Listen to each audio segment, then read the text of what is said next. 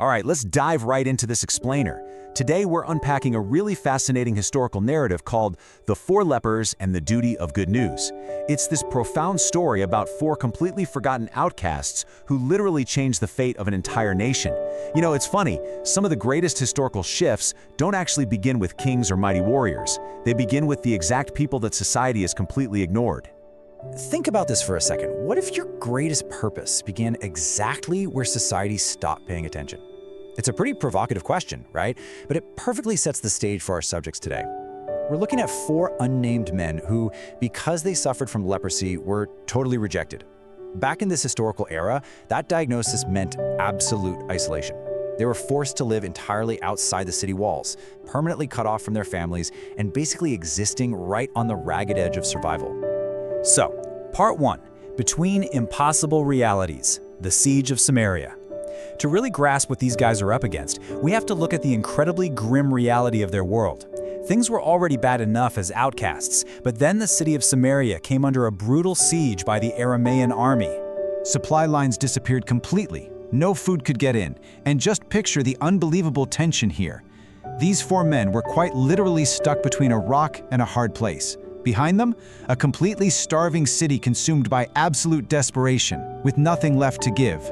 And right in front of them, a massive, heavily armed enemy military camp. It all boils down to this incredibly grim logic puzzle. They realize they only have three terrible options. Step 1, stay put, which basically equals certain death. Step 2, head back into the city, which just means starving along with everyone else. Then there's Step 3, walk right up to the enemy camp. Now sure, going to the enemy could mean instant death, but it's the only option that has a maybe. Maybe they live. Taking that massive, almost suicidal risk was literally their only actual shot at survival. Moving on to one uncertain step forward, moving past fear. This right here is the narrative's first massive pivot. Instead of just giving up and surrendering to the despair of it all, these outcasts refuse to let fear make their final decision. The whole thing flips when one of the men finally just asks the obvious, super courageous question, why stay here until we die? That single thought changes their entire mindset. They figure, hey, if we're gonna die, we're gonna die, but at least we aren't spending our final moments doing absolutely nothing. So with zero guarantee of safety, they take that terrifying walk toward the expected danger of the armed camp as the sun goes down.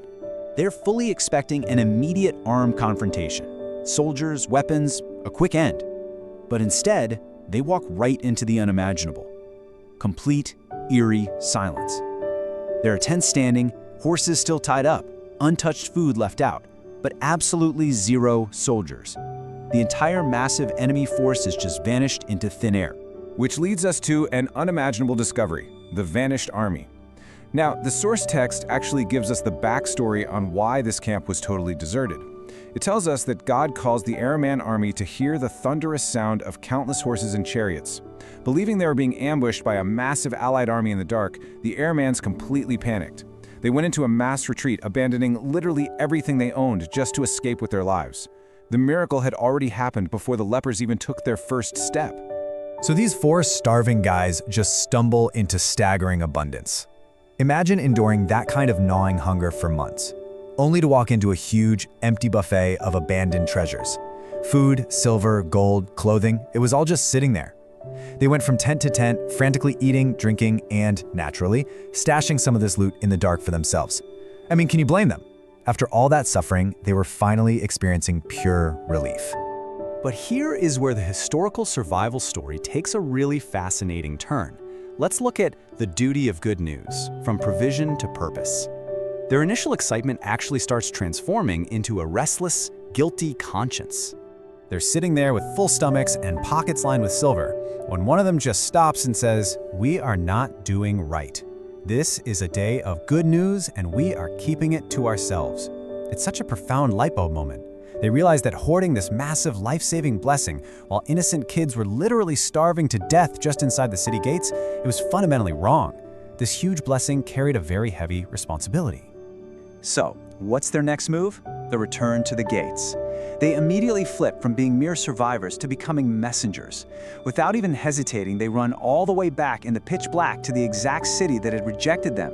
They yell up to the gatekeepers, the king sends scouts out to check, and boom, they confirm the unbelievable miracle. The famine ends, all because 4 complete outcasts decided to speak up. That brings us to messengers of hope, the spiritual metaphor. What's so interesting about the source material here is how it transitions from an incredible historical rescue into a really powerful modern allegory. It points out that God didn't use royalty, prophets, or mighty warriors for this. He deliberately used the exact people society had thrown away.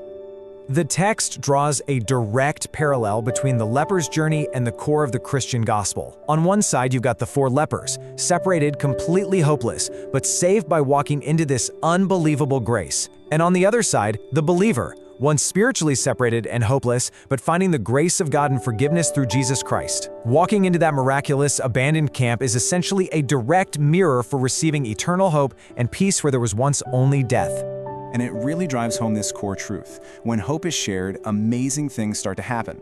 Hope grows, faith grows, kindness multiplies, and encouragement just gets so much stronger. The author makes the case that much like the greatest news in history, these spiritual blessings are literally designed to travel from one heart to another. If those men had hoarded the food, the city would have perished.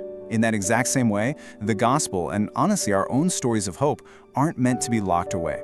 Ultimately, it all comes down to simply pointing the way. Keep in mind, the lepers didn't actually perform the miracle. They didn't chase off an entire army themselves. They just pointed people toward what had already been done. And the text highlights this as the everyday calling for anyone who's experienced faithfulness or answered prayers. You don't need to have all the answers. You just need to be willing to show people where you've found hope. So as we wrap up this explainer, I want to leave you with one really powerful final question. Who in your life is waiting for the hope you already possess?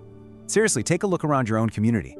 Maybe it's a coworker carrying a silent burden, a family member searching for answers, or a friend who's just incredibly discouraged. Share the hidden treasures you've discovered. Because just like those 4 forgotten men realized so long ago, every single day is a day of good news, as long as you choose not to keep it to yourself. Thanks so much for joining me as we mapped out this incredible story, and I'll catch you in the next explainer.